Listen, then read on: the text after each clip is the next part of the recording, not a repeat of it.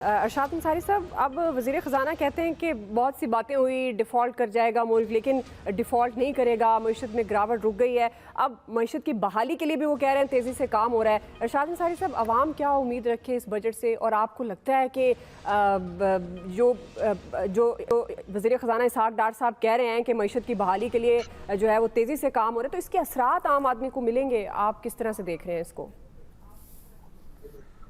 देखें, हुकूमत जो है ना वो बहुत मुश्किल पोजीशन में है और ये बजट हुकूमत के लिए सबसे बड़ी आजमाइश है।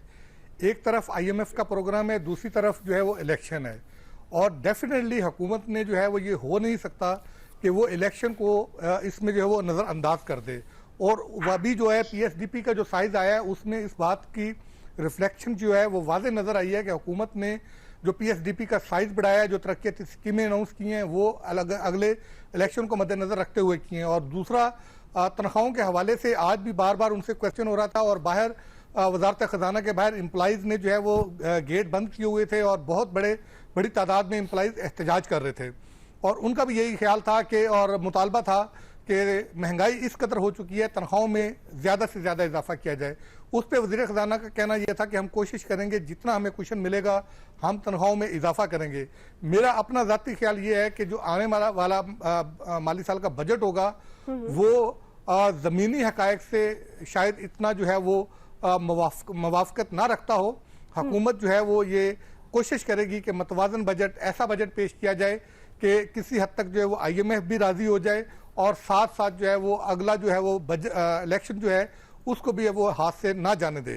क्योंकि IMF के साथ जो एक सबसे बड़ा प्रॉब्लम आ रहा था रेवेन्यू टारगेट के हवाले से, IMF का कहना यह था कि 9,800 अरब रुपए का रेवेन्यू का टारगेट मुकर्रर किया जाए, लेकिन FBR ये कह रहा था कि 9,000 अरब के लगभग रखा जाए। फिर उन्होंने 9,200 अरब पे जाके इत्तफाक किया। अब हमारे जो ज़राए हैं, जो FBR के सीनियर मेंबर से मेरी आज बात हुई थी, उनका ये कहना था कि ये मेजर डेवलपमेंट हुई है कि IMF के साथ हमारा 9,200 पे जो है वो इत्तफाक हो गया। अब इसमें वफाकी kabina के इजलास में थोड़ा बहुत रद्दोबदल हो सकता है, और इसी तरह जो बजट का टोटल साइज है, लेआउट है, वो 14,600 अरब है, डिफेंस जो है वो 1,800 अरब है। कहने का मकसद ये है कि गवर्नमेंट के पास कुशन नहीं है, और अगर IMF के प्रोग्राम में गवर्नमेंट जो है वो नहीं जाती तो फिर उनके लिए बहुत सारी प्रॉब्लम्स हैं।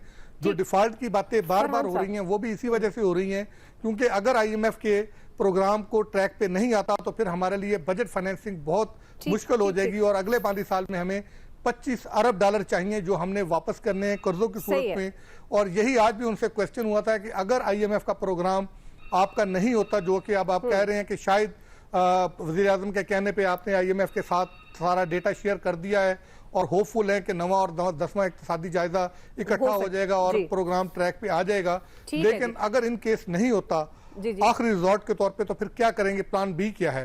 तो उस पे उन्होंने कहा, चूंकि कुछ दिन पहले आयशा गौस पाशा जो है वज़ीर ममलिकत, उन्होंने कहा था कि हमारे पास प्लान B C कोई नहीं है, तमाम plan A B C IMF के जरिए, IMF के रास्ते होकर जाते हैं, तो IMF ही वाहिद रास्ता है। तो उसको उन्होंने कहा कि आप अरशाद साहब, हमारे पास टाइम खत्म हो गया है। फरहान साहब, एक लिए अगर आप कमेंट दे दें कि आवाम कोई उम्मीद रखे इससे? आवाम को पॉजिटिव उम्मीद अपने आप से रखनी है, अपने आप को ठीक करना है, एफर्ट करनी है इस मुल्क के लिए। आप वजारत ख़जाना और उन लोगों से उम्मीद ना रखें जो पाकिस्तान में नहीं रहते और पाकिस्तान के लिए बजट बनाते हैं। इसलिए अपने साथ और खुदा के साथ उम्मीद रखें और पाकिस्तान के लिए बेहतर सोचें। आपने बड़ी अच्छी बात की कि अपने साथ और अल्लाह के साथ तो वैसे सबको उम्मीद होती है।